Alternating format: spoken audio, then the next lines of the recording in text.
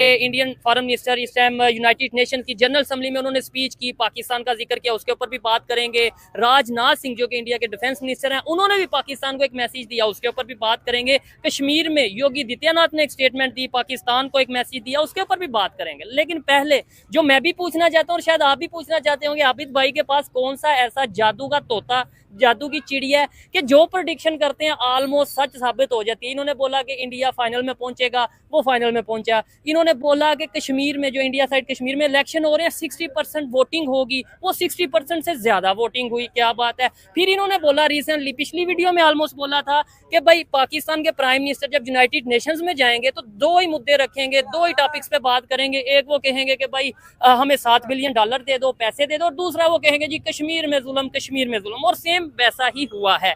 इस पे सबसे पहले आबिद भाई मुझे बताएं कैसे आप। जी अल्हम्दुलिल्लाह। अब मुझे इस सवाल का पहले जवाब दें, टॉपिक की तरफ बाद में आएंगे। क्या सीन है, आपको पता किधर से लगता है? चलो एक दफा तुक्का लगता है बंदे का, 2 दफा तुक्का लगता है, आप तो क्या बात है। नहीं चोसा, एक्चुअली ऐसा कुछ भी नहीं है, ना तुक्का है ना कुछ है। देखें अभी मजा आएगा ना भिड़ो।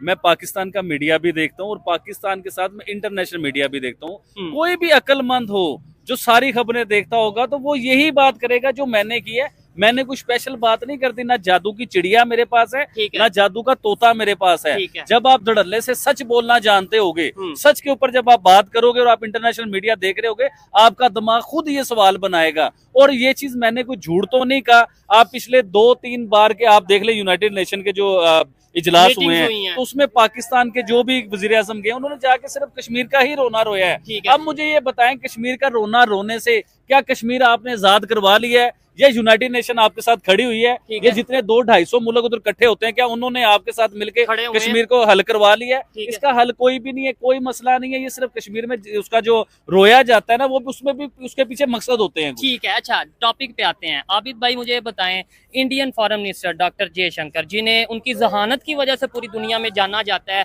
उन्होंने यूनाइटेड नेशन में पाकिस्तान को बाकायदा तौर पे मैसेज दिया या पाकिस्तान को बताया है और पूरी दुनिया के सामने ये बात किया कि भाई पाकिस्तान की अगर जीडीपी आपने चेक करनी है तो वहां पे दहशतगर्दी चेक कर लें। क्या कहना चाहेंगे इसके ऊपर? ये तो समझ लें कि बड़ी इंसल्ट वाली बात है। देखिए चोसा, इंसल्ट वाली बात बिल्कुल है और तकलीफ भी होती है इस चीज को सुन के कि यार किसी भी मुल्क का वजीर आजम या उसका मिनिस्टर हमारे मुल्क को दहशतगर्द के, हमें तकलीफ होती है चीज को लेके।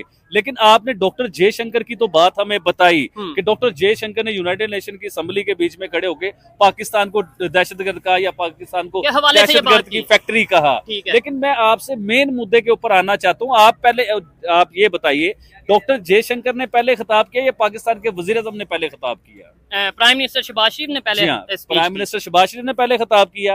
अब प्राइम मिनिस्टर शहबाज शरीफ का खिताब जो है ना यूनाइटेड नेशन की असेंबली के बीच में, वो जरा गौर से निकालिए और गौर से सुनिए कि उसके बीच में उन्होंने क्या कहा, डॉक्टर जयशंकर ने क्या कहा। अब मैं समझाता हूँ आपको उन्होंने क्या कहा। देखिए, पाकिस्तान के प्राइम मिनिस्टर ने उधर जाके कहा कि हम लोग दहशतगर्दी के बीच में रहते हैं, दहशतगर्द से लड़ रहे हैं, दहशतगर्दी के साथ हमने जंग लड़ी। यानी कि उन्होंने तस्लीम किया इस चीज को लेके कि पाकिस्तान में दहशतगर्दी होती है और दहशतगर्दी का सिलसिला पाकिस्तान में है। देखिए, उन्होंने जरबे अजम का भी उसके बीच में इशारा दिया।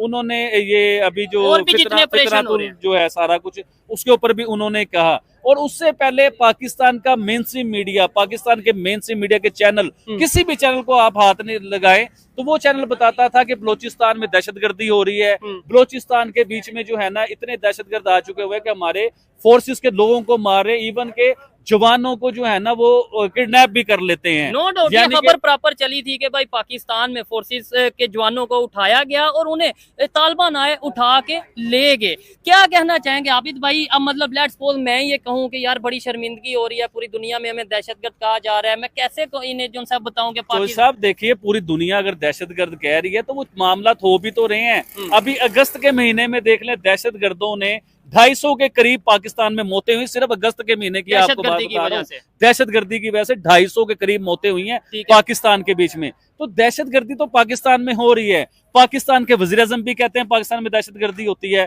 हमारे फॉरेन मिनिस्टर भी कहते हैं, हमारे मेनस्ट्रीम मीडिया भी कहते हैं। तो हिंदुस्तान के भी जो है ना वजीर ने ये बात की है, तो भाई कोई ना मामला है तो अगले कर रहे हैं ना ये बात। ठीक हो गया आबिद भाई, ये तो उनके मिनिस्टर ने, फॉरेन मिनिस्टर ने बात की। और दूसरे नंबर पे ये उन्होंने रिप्लाई दिया था, जो मेरा ख्याल है, क्योंकि पहले शहबाज शरीफ साहब ने स्पीच की और तकरीबन 20 दफा उन्होंने इंडिया का, कश्मीर का जिक्र मैं किया। आपको इधर एक बात करना चाहता हूँ, शहबाज शरीफ साहब इंडिया का नाम ना लेते अपनी स्पीच के बीच में, ठीक है, तो मैं आपको गारंटी से कह सकता हूँ डॉक्टर जयशंकर ने पाकिस्तान का जिक्र भी नहीं करना था।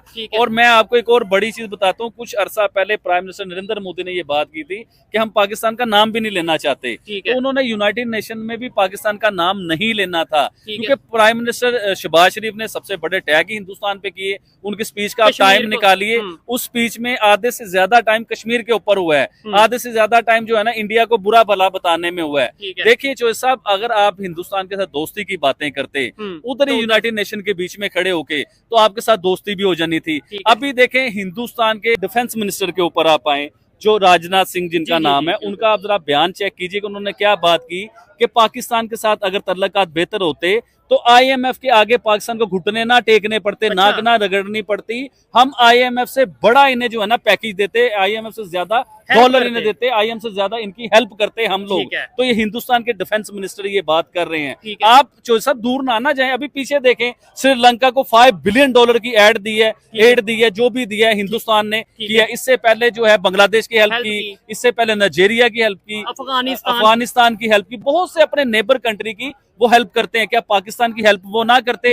देखिए हमने हिंदुस्तान को हमेशा कश्मीर को लेके मामला बिगाड़े हम लोगों ने, हिंदुस्तान को हमेशा हमने दुश्मन तस्वर किया। आपको ये देखना चाहिए था कि हिंदुस्तान तरक्की के कौन से रास्ते पे चला गया हुआ है, और आपने जो चाइना से मदद लेनी है, जो आईएमएफ से मदद लेनी है, जो सऊदी अरेबिया से मदद लेनी है, देखें चाइना, सऊदी अरेबिया, आईएमएफ ये सब बाद में आते हैं, हिंदुस्तान पहले आते हैं, क्योंकि आप हिंदुस्तान के साथ रहते थे, आप खाते थे, आप पीते थे। हिंदुस्तान में बहुत से लोग हैं जिनके रिश्तेदार पाकिस्तान में, पाकिस्तान में बहुत से लोग हैं जिनके रिश्तेदार हिंदुस्तान के बीच में। तो हमारी रिश्तेदारी सबसे पहले हिंदुस्तान के साथ थी, तो हमें चाहिए था कि हिंदुस्तान से मदद मांगते, उससे हेल्प मांगते। देखे हिंदुस्तान आपके साथ चाइना की तरह ना करता, चाइना ने अपनी प्रोडक्ट आपको दी, हिंदुस्तान अपनी इंडस्ट्रीज आपके मुल्क में लगाता, आपको कामयाबी के रास्तों पे लेके जाता, आपको मांगना ना पड़ता। यानी एड नहीं ट्रेड करता। जी हाँ, एड नहीं ट्रेड होती, और हिंदुस्तान ने आपकी प्रॉपर हेल्प भी कर। देखे ना, आप किस तरह कह सकते हैं कि हिंदुस्तान पाकिस्तान की हेल्प नहीं करेगा, या हिंदुस्तान ने पाकिस्तान की हेल्प नहीं करनी थी। आप देखेंगे बांग्लादेश की हेल्प नहीं की हिंदुस्तान ने, बांग्लादेश की बिजली तक हिंदुस्तान बनाता है। मालदीव जिसने हिंदुस्तान को बुरा भला भी कहा था, लेकिन फिर भी मालदीव की हेल्प की। अभी श्रीलंका में देखें $5 बिलियन की बात हो रही है कि हिंदुस्तान ने हेल्प कर दी है। हमने आईएमएफ के आगे घुटने टेके, हमने नाक रगड़ी 7 बिलियन के लिए।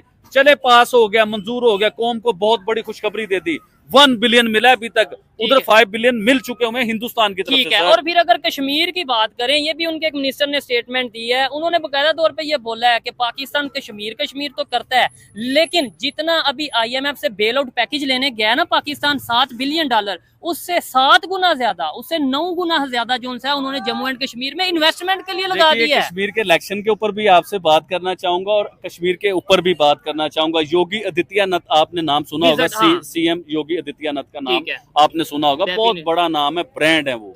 अच्छा, वो उन्होंने कश्मीर का दौरा किया। सिर्फ उन्होंने कश्मीर का दौरा नहीं किया, आप पिछले 1 साल में या 6 महीने में निकाल के देखें, हिंदुस्तान के बहुत बड़े मिनिस्टर, इवन के हिंदुस्तान के प्राइम मिनिस्टर भी कितनी बार हिंदुस्तान का दौरा कर, हिंदुस्तान साइड कश्मीर का दौरा कर चुके हुए हैं। तो इसी तरह ही जो है योगी आदित्यनाथ जो है, उन्होंने कश्मीर का दौरा किया, उधर जाकर उन्होंने इलेक्शनों की बात भी की। अच्छा, उन्होंने एक उधर बहुत बड़ा बयान दिया कि जिस तरह हम इस कश्मीर में खड़े हुए हिंदुस्तान साइड कश्मीर पे, इस तरह हम पाकिस्तानी साइड कश्मीर पे भी आ रहे हैं, यानी कि हम आ जाएंगे उधर। अच्छा, दूसरा उन्होंने एक बहुत बड़ी बात की इस चीज को लेके, उन्होंने कहा जी कि जिस तरह ये हमारे साइड कश्मीर पे फेयर और साफ इलेक्शन हुए हैं, तो इस तरह कश्मीरी अवाम भी चाहती है पाकिस्तान साइड की कि इस तरह के इलेक्शन हो, इस तरह की कारकर्दगी हो, इस तरह के मामला। तो जिस तरह हिंदुस्तान साइड का कश्मीर तरक्की कर रहा है, इस तरह पाकिस्तानी साइड के लोग भी चाहते होंगे कि पाकिस्तानी साइड का कश्मीर भी तरक्की करे, वो भी कामयाब हो। यानी कि उनका बताने का मकसद ये था कि आज पाकिस्तानी साइड कश्मीर के लोग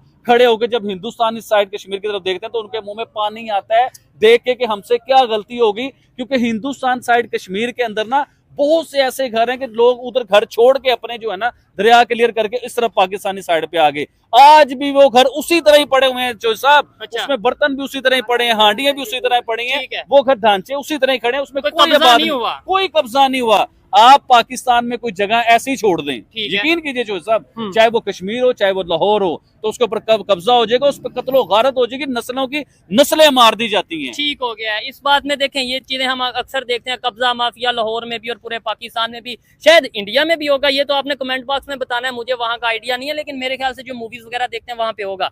क्या बोला तूने? अब बात आबिद भाई हम ये करते हैं, पाकिस्तान की इस टाइम वर्थ क्या है? मतलब मैं अगर पूछूं कि हाँ भाई पाकिस्तान जो भी आज बुरे हालात हैं, इकॉनमी नहीं है, ये नहीं है, लेकिन फिर भी एटॉमिक पावर तो है ना, लेकिन एटॉमिक पावर है तो क्या वर्थ है? पूरी दुनिया डर रही है। जो साहब पाकिस्तान की वर्थ और वैल्यू मैं आपको बताऊं, फिर आपको बुरा लगेगा अगर मैं बताऊंगा, तो चलें फिर भी बताते हैं। अच्छा। इसराइल के पीएम जो हैं, उन्होंने यूनाइटेड नेशन के बीच में जो खिताब किया, वो खिताब सुना है आपने? बिल्कुल बिल्कुल, मैं समझ गया। उन्होंने दो नक्शे पकड़े हुए थे, दो नक्शे थे, ठीक है। एक पे ग्रीन कलर था और एक पे ब्लैक कलर था, ठीक है। उसपे दुनिया के मैप थे या मुल्कों के मैप थे उसके बीच में। अच्छा, उसके बीच में उन्होंने बताया कि ये जो कंट्रीज है ना जिसके ऊपर ब्लैक कलर का निशान है, ये दुनिया के लिए नासूर है या अजाब है या बुरा है या खतरा है दुनिया के लिए। उसमें जो कंट्रियों के नाम थे मैं नहीं लेना चाहूंगा, वो आप खुद ले लीजिएगा। ईरान था, इराक था, इस देखिए मैं मुसलमानों की कंट्रियां थी, मैं नाम नहीं लेना चाह रहा था।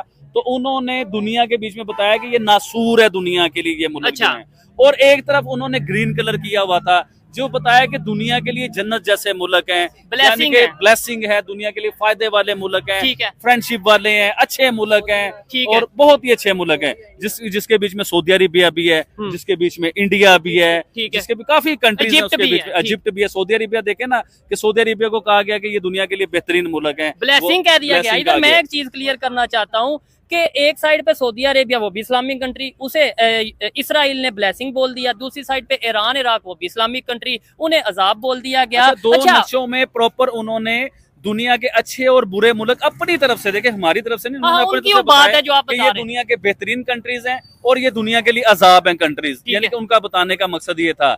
अच्छा, उसमें अच्छे और बुरे तो बताए गए, पाकिस्तान का नाम किस जगह पे था आप बता, आप पाकिस्तान का पूछ ना, पाकिस्तान की वर्थ कहाँ है, पाकिस्तान कहाँ पे है, तो पाकिस्तान का नाम ना अच्छों में था ना बुरों में था। उन्होंने ये बताया कि हम आपको गिनते ही नहीं है किसी भी चीज में, आपकी वैल्यू ये है, पाकिस्तान की वैल्यू ये बताएगी। हम तो यहाँ पे कहते हैं अगर इसराइल किसी से डरता है तो वो वाहिद इस्लामिक कंट्री पाकिस्तान है, हमारे पास एटम बम है ना, तो बताते हैं कि पाकिस्तान की मुसलमानों की पहली ऐसी कंट्री है जिसके पास एटम बम है, तो इसराइल जो है वो पाकिस्तान के नाम से कांपता है, डरता है। आज उसने बता दिया कि हम तो आपको भाई गिनते भी नहीं है किसी जगह पे, आपका नाम लेना तो बड़ी दूर की बात है। ना अच्छों में उसने नाम लिया पाकिस्तान का, ना बुरों में नाम लिया, यानी कि उसने बताया कि हम आपको इस तरह इग्नोर करते हैं, आपका नाम ही नहीं लेते हम लोग। ठीक है, ये बड़ी सोचने वाली बात है। मैं समझता हूँ इसके ऊपर पाकिस्तान के मेन स्ट्रीम मीडिया को डिस्कस करना चाहिए कि कहीं ऐसा तो नहीं है कि जैसे हम अपना ऑफिशियली ये कहते हैं कि इसराइल को हम कंट्री नहीं मानते, वैसे ही शायद उन्होंने भी ये कह दिया हो कि हम अब ऑफिशियली पाकिस्तान को कंट्री नहीं मानते। शायद ये भी इसका एक लॉजिक हो सकती है, रीजन हो सकती है। मुझे बताएं, इसराइल ने ये जो अपने 2 मैप शो किए हैं उसमें इंडिया को ब्लेसिंग बोला, लेकिन देखा जाए तो वो तो इंडिया के प्राइम मिनिस्टर फलस्तीन के प्राइम मिनिस्टर के साथ खड़े हुए हैं और उन्हें बोला कि हम आपके साथ हैं इंसानियत की बुनियाद पे।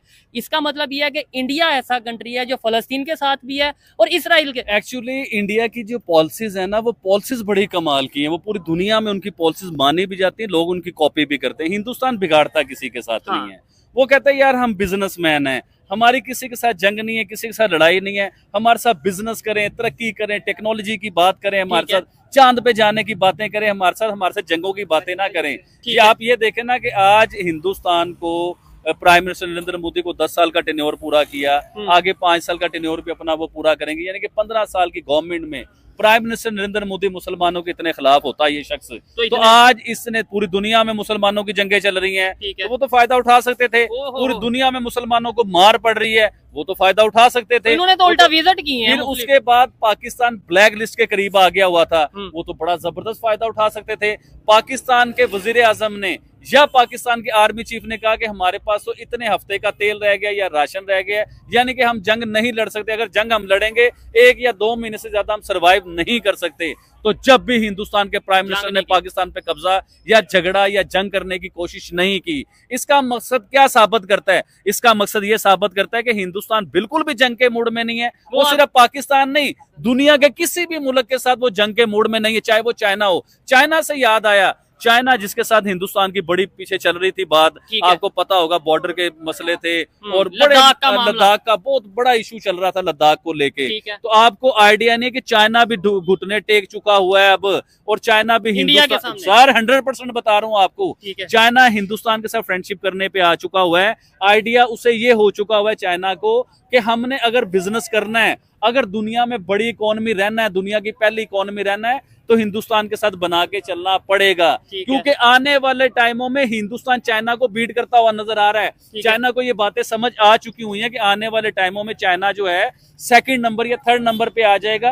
तो वो अब सियाना जो है ना, सियाना जिसे कहते हैं सियाना कौवा, तो वो अब सियाना बन के दिखा रहा है कि हिंदुस्तान के साथ प्रॉपर हाथ में ला रहा है, उसका दोस्ती करने की कोशिश कर रहा है, और इसके लिए बहुत बहुत बड़ी पावरें, इसके लिए रशिया भी कोशिश करेगा। आने वाले टाइमों में आपको पता चलेगा। चले इसी वीडियो के लास्ट में एक और प्रेडिक्शन भी आबिद भाई से करवाऊंगा, मुझे याद आया लेकिन वो लास्ट में करवाऊंगा। आबिद भाई, मौजूदा जो पाकिस्तान की सूरत हाल है, मुझे ये बताएं क्या समझते हैं इस टाइम अवाम? आपको लगता है कि फलस्तीन के लिए कोई मतलब बात करके कोई फायदा भी होगा? यानी कि कोई भी, ये कितनी टाइम हो चुका है फलस्तीन और इसराइल की जंग को? मैं ना पिछले 20-30 सालों से देख रहा हूँ, हमारी मस्जिदों में जब जुम्मा होता था ना, फलस्तीन में जंग चलती रही है, ये पहली बार जंग नहीं हो रही, ये हर 2 साल बाद, 5 साल बाद, 10 साल बाद ये इशू बनते रहते हैं। तो मैं पिछले 20-30 सालों से ये चीज देख रहा हूँ कि जब मस्जिद में जुम्मा पढ़ने जाते हैं, क्या बात है सर, क्या बात है सर, क्या बात, ये बात है, अरे सर क्या बात। तो कारी साहब जो है ना बहुत बहुत बड़े बयान देते हैं कि हम फलस्तीन जो है ना इसराइल को हम तबाह कर देंगे, हम ये कर देंगे, फलस्तीन के साथ खड़े हुए हैं, लेकिन आज तक हमने कभी उन्हें अमल करते हुए किसी को नहीं देखा।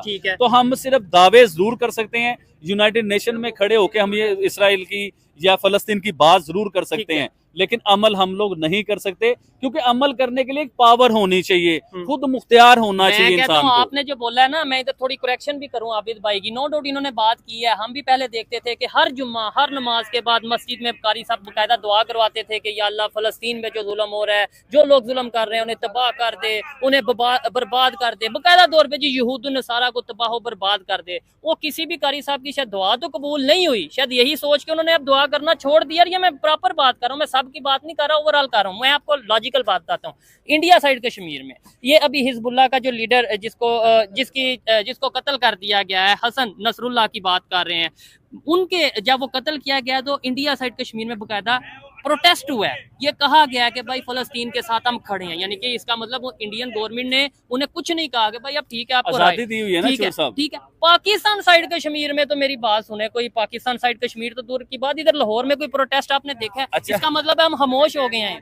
हाँ, देखिए पाकिस्तान में गैबाना नमाज जनाजा हुई है, बिल्कुल हुई है, प्रोटेस्ट बिल्कुल नहीं हुआ। और देखिए आपके वजीर आजम यूनाइटेड नेशन में उस मुल्क का नाम ले रहे हैं, लेकिन पाकिस्तान में उसके ऊपर कोई प्रोटेस्ट नहीं हुआ, और हिंदुस्तान साइड कश्मीर में उसके ऊपर प्रोटेस्ट हुआ है। इसका मतलब तो साफ साफ जाहिर हो गया कि वो लोग आजाद हैं, अपनी मर्जी से कुछ भी कर सकते हैं, अपनी मर्जी से किसी के अगेंस्ट खड़े भी हो सकते हैं, जिसके मर्जी अगेंस्ट। देखे ना आज कश्मीरियों ने मोदी साहब के अगेंस्ट भी वोट डाला है, नहीं वोट डाला है उन्होंने कश्मीर में। मैंने कई वीडियोस देखे, उन्होंने कहा इसका मतलब ये नहीं होता कि आप कोई लोग मोदी जी के साथ हैं, कोई लोग किसी और के साथ हैं, कोई लोग किसी और के साथ हैं। एक वहाँ पे इंडिया साइड कश्मीर में एक पॉलिटिशियन है, इंजीनियर राशिद शायद उनका नाम है, मुझे शायद नाम में करेक्शन अगर हो किसी को तो वो बता दे। वो तो बाकायदा तौर पे मैं कहता हूँ यहाँ पे मैं बताया जाता है ना कि जो मोदी के खिलाफ इंडिया में बोलता है, खासतौर पे कश्मीर में, उसे जेल में डाल दिया जाता है। इंजीनियर राशिद वहाँ पे बाकायदा कंपेन चला रहे हैं कि भाई मोदी को हमने हराना है और ये करना है, तो मोदी ने उन्हें तो नहीं कुछ कहा। देखें इंडिया साइड कश्मीर में हिंदुस्तान के बहुत ज्यादा जर्नलिस्ट इस टाइम उधर गए हुए हैं, ठीक है। मैंने उनकी 1-2 वीडियो भी देखी। देखे आपको पता है कि मीडिया से मैं बड़ा दूर हुआ हूँ, ना इतना मीडिया पे वर्क कर रहा हूँ, ना मैं इतनी स्टडी कर रहा हूँ, तो 1-2 वीडियो मैंने उनकी देखी थी। तो उसमें मैंने जब इंडिया साइड कश्मीर के लोगों की जब मैंने बात सुनी ना, देखिए आपको आइडिया होगा कि आप हमारे साइड कश्मीर पे जब गए तो उधर आपने लोगों से बात करने की कोशिश की, तो लोग डरते थे बात करने से कि यार हम कोई बात करेंगे कोई इशू बन जाएगा, लेकिन उनके लोग खड़े होकर बात भी कर रहे हैं। कई लोगों को मैंने प्राइम मिनिस्टर नरेंद्र मोदी के अगेंस्ट बात करते हुए भी सुना, हिंदुस्तानियों ने सुना होगा, और बहुत से लोगों को मैंने सुना, और वो कह रहे थे जी आर्टिकल 370 जो है ना वो हम वापस लेके आएंगे, हम ये करेंगे, ऐसी बातें भी। यानी कि बात बताने का मकसद ये था कि उन्हें इतनी आजादी है, इतनी खुद मुख्तियारी है, फ्रीडम ऑफ स्पीच उधर है कि वो लोग खड़े होकर प्राइम मिनिस्टर नरेंद्र मोदी के अगेंस्ट भी बात कर सकते हैं और अपने हक में भी कर सकते हैं, 370 की भी बात कर सकते हैं, वो सारी बातें कर सकते हैं, उन्हें इतना हक है। आप पाकिस्तान साइड कश्मीर पे गए, आपने मुझे खुद ये बात बताई कि हम लोगों से बात करते थे, लोग डरते थे उधर, ये एजेंसी तो नहीं आ जाएगी, ये ना हो। जी हाँ, लोग उधर डरते थे। लेकिन अभी हिंदुस्तान के जो जर्नलिस्ट उधर गए, उन्होंने बात की तो लोगों ने उनसे बात की, अपने दिल के हाल सुनाए उन्होंने। वो एक बंदा तो कह रहा था जी शराब खाना खुलेगा, हमें शराब खाना पसंद नहीं है, यानी कि इतना फ्रीडम ऑफ स्पीच है कि कोई भी शख्स अपने मजहब को लेके, अपने रिलीजन को लेके कोई भी बात कर सकता है। ठीक हो गया। चलें, ये तो आने वाले टाइम में बिल्कुल ये चीजें समझ आएंगी। पाकिस्तान के लोगों को भी अभी ऐसा ऐसा समझ आ रहा है कि हाँ भाई, हमें यहाँ पे फ्रीडम ऑफ स्पीच का कहा जाता है, लेकिन हम तो फलस्तीन के हक में भी नहीं यहाँ पे नारे लगा सकते या प्रोटेस्ट कर सकते। और दूसरे नंबर पे मैं ये बात करना चाहूंगा कि पाकिस्तान की इस टाइम जो मौजूदा सूरत हाल है, आपको लगता है कि भाई लेट्स सपोज फलस्तीन के हक में पूरा पाकिस्तान भी रोड पे आ जाए तो नुकसान किसका होगा, इसराइल का होगा या फलस्तीन का? सुन लीजिए भाई, इसराइल को इतना सा भी फर्क नहीं पड़ता, पूरा पाकिस्तान बाहर निकल आए, पाकिस्तानी तोड़फोड़ शुरू कर दें। आपको याद होगा मैकडॉनल्ड तोड़ दिए थे इसी केस के ऊपर, तो क्या फर्क, मैकडॉनल्ड तबाह कर दिए, पाकिस्तान के बीच में तोड़ो फोड़ हुई, अपने अमलाक तोड़ने शुरू कर दिए, हजारों लोग सड़कों पे निकले, कई लोगों की बाइकें तोड़ दी, कई लोगों की गाड़ियां तोड़ दी। तो भाई क्या हुआ, फलस्तीन और इसराइल का क्या हुआ? कुछ भी, कोई एजेंडे में कोई फर्क आया? कुछ नहीं हुआ। पूरा पाकिस्तान बाहर निकल आए, अपने अमलाक तोड़ने शुरू कर दिए। सर जितना मर्जी तजाज कर ले पाकिस्तान, उन्हें कोई फर्क नहीं पड़ता, फर्क हमें ही पड़ेगा। उस दिन लोगों की दिहाड़ियां भी टूटेंगी, लोगों के काम कारोबार भी डिस्टर्ब होंगे, ज़हनी परेशान भी होंगे, पाकिस्तान के अमलाक भी टूटेंगे और दुनिया में कोई मैसेज नहीं पहुंच सकता आपका। ये ज़हन में रखिए, क्योंकि हम लोग गुलाम हैं, हम लोग बिके हुए हैं और बिके हुओं की आवाज कोई नहीं सुनता। ठीक हो गया, अच्छा लगा आबिद भाई से बात करके। लास्ट में इनसे प्रेडिक्शन करवानी है मुझे। अब मजा आएगा, मैं हर वीडियो में ऑलमोस्ट इनसे प्रेडिक्शन करवाऊंगा। मुझे ये बताएं, ये 17 तारीख को ऑलमोस्ट सुनने में आ रहा है कि एससीओ की मीटिंग हो रही है पाकिस्तान में, मुख्तलिफ 17 या 18 तारीख को मीटिंग हो रही है, तो मुख्तलिफ जो भी एससीओ के मेंबर हैं वो पाकिस्तान में उनके हेड ऑफ स्टेट आएंगे। क्या इंडियन प्राइम मिनिस्टर जो के मेंबर हैं एससीओ के, वो पाकिस्तान का विजिट करेंगे? ये बड़ी मुश्किल प्रेडिक्शन है, हाँ ना का जवाब देना है। अच्छा, कोई मुश्किल प्रेडिक्शन नहीं है, बड़ी आसान। अब मुझे लगा आपने बड़ा आसान सवाल पूछ लिया। अच्छा, ना प्राइम मिनिस्टर नरेंद्र मोदी पाकिस्तान आएंगे, ठीक है, ना डॉक्टर जयशंकर पाकिस्तान आएंगे, ठीक है, ये अपना ज़हन बना ले और मेरी प्रेडिक्शन लिख लीजिए आप। ठीक है, आएंगे जरूर, हिंदुस्तान साइड से कोई उनका नुमाइंदा आएगा जरूर, ठीक है, लेकिन MP MNA मतलब छोटी पोस्ट पे या मतलब उनका एक डिप्लोमेट कोई आ जाएगा। लेकिन अगर आप ये सोच रहे हैं कि प्राइम मिनिस्टर नरेंद्र मोदी पाकिस्तान आएंगे, ऐसा कुछ नहीं होगा। अगर आप सोच रहे हैं कि जयशंकर पाकिस्तान आएंगे, ऐसा कुछ नहीं होगा। अगर आप सोच रहे हैं कि आदित्यनाथ पाकिस्तान आएंगे, ऐसा कुछ नहीं होगा। नहीं, उन्होंने तो बोला हम आएंगे, उन्होंने इसी बात पे बोला हम आएंगे, लेकिन कश्मीर की बात की थी। उन्होंने ये नहीं कहा था कि हम किसी मीटिंग के लिए आ रहे हैं। उन्होंने ये बात नहीं की, कश्मीर साइड की बात। मजा आया, और मैं ये जो मजा है हिंदुस्तान के हर व्यक्ति को देना चाहता हूं।